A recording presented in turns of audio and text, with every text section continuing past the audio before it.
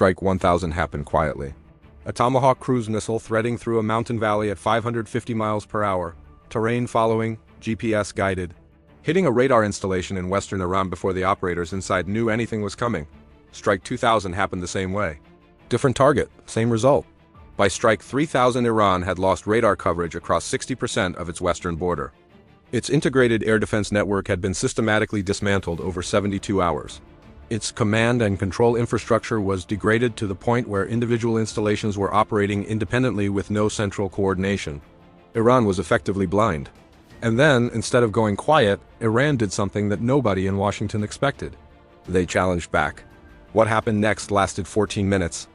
And when it was over, Iran's military would never be the same. Let us go back to the beginning. Because to understand what Iran did after 3,000 strikes, you need to understand what those 3,000 strikes actually were. This was not a single night of shock and awe. This was a deliberate, methodical, 3-day campaign designed to achieve one specific objective before any ground or major air offensive. The complete destruction of Iran's ability to see, communicate, and coordinate. Not Iran's army, not Iran's navy, not Iran's population centers, just the nervous system. The eyes and ears, the radar networks, the fiber optic command links, the hardened communication nodes, the early warning systems along every border. Take all of that away and Iran's military becomes a collection of isolated units with weapons but no picture. No ability to know where the threat is coming from. No ability to coordinate a response. Powerful individual components with no brain connecting them. The campaign opened at 0200 hours on day 1. 154 Tomahawk cruise missiles launched simultaneously from 6 surface ships and 4 submarines in the Persian Gulf and Red Sea. Each missile had been assigned a specific target from a database built over years of satellite imagery, signal intelligence, and human intelligence collection. Radar installations. Surface-to-air missile battery command vehicles. Communication relay stations, early warning nodes. The missiles flew at low altitude, terrain following, avoiding the very radar systems they were about to destroy. By the time Iranian operators saw anything unusual on their displays, the missiles were already inside the terminal phase, seconds from impact. The first wave took out 47 separate installations simultaneously. 47 separate gaps appeared in Iran's radar coverage in under 4 minutes. Day 1 continued with F-35 strike packages operating from USS Gerald Ford in the Gulf, 4 aircraft per package, each carrying 8 precision weapons internally. Hitting the second-tier targets, the backup communication nodes that Iran activated when the primary nodes went dark, the mobile radar systems that started moving when the fixed installations were destroyed, the ARGC command vehicles that left their hardened shelters to restore communications. Everything that moved became a target. Everything that transmitted became a target. By the end of day 1, Iran's air defense network was operating at approximately 40% of its pre-strike capability. Day 2 was about depth. The targets on day 2 were not on the surface, they were underground.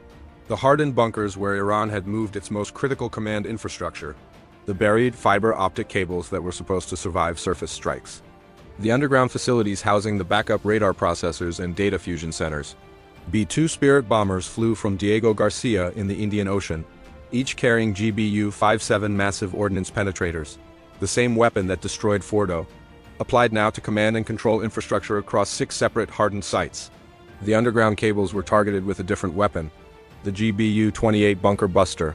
Smaller than the MOP but precise enough to follow a cable trench into the earth and detonate at the junction point. By the end of day 2, Iran's underground command network had been severed at 11 critical nodes. Individual units still had power, still had weapons, but they were talking to nobody. Nobody was talking to them. Day 3 was suppression. Any Iranian system that activated was immediately targeted. A radar that turned on to try to rebuild the air picture lasted an average of 4 minutes before a HARM missile found it. An anti-aircraft battery that attempted to engage U.S. aircraft was destroyed before it completed its second firing sequence. A command vehicle that began transmitting on a new frequency was targeted within 6 minutes of first transmission. The pattern was relentless. Any attempt to reconstitute the network was met with immediate destruction of whatever was doing the reconstituting. By the end of day 3, the strike total crossed 3,000. Iran's integrated air defense network had been reduced from one of the most sophisticated in the Middle East to a collection of isolated, uncoordinated, partially functional systems operating without any central picture. And then Iran did something that stunned every analyst watching. An IRGC Aerospace Force commander, operating from a facility that had survived the 3 days of strikes because it was not on the target list, made a decision. He still had missiles. He still had launch capability. He still had a local radar picture covering his immediate area. And he decided that 3 days of strikes meant the Americans were now committed. Too committed to respond to one more provocation. He authorized a salvo launch, 6 Shahab-3 ballistic missiles, aimed not at U.S. forces, aimed at a U.S. ally base in the region. A message that Iran was still fighting, still capable, still in this conflict regardless of what 3 days of American air power had done. It was the wrong decision. The launch was detected by the Space-Based Infrared System, SPIRS, a constellation of satellites in geosynchronous orbit specifically designed to detect the heat signature of ballistic missile launches anywhere on Earth. It detected the Shahab launch signatures within 8 seconds of ignition. The data went directly to U.S. missile defense systems across the region, to the THAAD battery covering the targeted base, to the Aegis ships in the Gulf whose SM-3 missiles can intercept ballistic targets in the mid-course phase, to the Patriot batteries at the base itself as the last layer. The 6 missiles were in the air, and the U.S. Missile Defense Network was already calculating intercept solutions before the missiles had cleared Iranian airspace. Here is what happened in the next 14 minutes. The 6 Shahab-3 missiles climbed to their apogee, approximately 300 miles altitude, then began their terminal descent. The SM-3 missiles launched from USS Lake Erie in the Gulf engaged 4 of them in the mid-course phase, at altitudes above the atmosphere, where the intercept geometry is cleanest, where decoys are easiest to discriminate from warheads. 4 intercepts, 4 kills. Confirmed by radar tracking showing the targets go from solid returns to debris clouds. The 2 remaining missiles entered the terminal phase, descending at hypersonic speed toward the target base. TETA engaged both of them. 2 intercepts, 2 kills, both confirmed, 6 missiles launched. 6 missiles destroyed. 0 reached the target. Total intercept sequence duration, 14 minutes from launch detection to last debris cloud confirmation. The ARGC commander who authorized the launch had wanted to send a message. He sent one. Just not the one he intended. What the world saw in those 14 minutes was not Iranian defiance. It was a perfect demonstration of layered American missile defense working exactly as designed under real combat conditions. The SM-3 handling the mid-course layer, TH-8 handling the terminal layer, Patriot standing by as the final backstop and not needed, every layer functioning, every intercept clean. Iran's ballistic missile threat, the one capability they had maintained even after their air defense network was destroyed, had just been demonstrated to be interceptable. That demonstration had strategic consequences that outlasted the strikes themselves. The response to the Shahab launch came within 4 hours, not another wave of cruise missiles. Something more targeted. The facility from which the launch authorization came was identified through signal intelligence collected during the launch sequence. The commander had transmitted on frequencies that U.S. electronic intelligence assets had been monitoring throughout the 3-day campaign. His voice was recorded. His location was triangulated. And 2 hours and 40 minutes after the last Shahab was destroyed in the air, a single GBU-39 small-diameter bomb delivered by an F-35C found that facility. The IRGC commander who decided to challenge back after 3,000 strikes was not available to authorize a second launch. Iran's response in the days that followed took 3 forms. The first was public defiance. State television showed Supreme Leader Khomeini meeting with military commanders. The narrative was resistance. The narrative was that Iran had absorbed American aggression and was unbowed.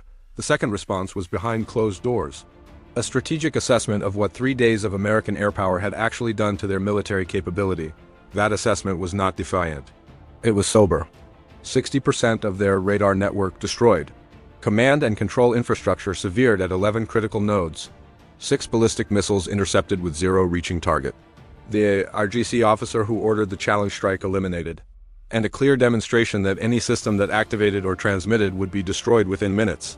The third response was the one that matters most long-term. Silence. For 72 hours after the Shahab launch and the destruction of the launch authorization facility, Iran went quiet. No provocative statements, no missile tests. No naval harassment in the Gulf, no drone launches, just silence.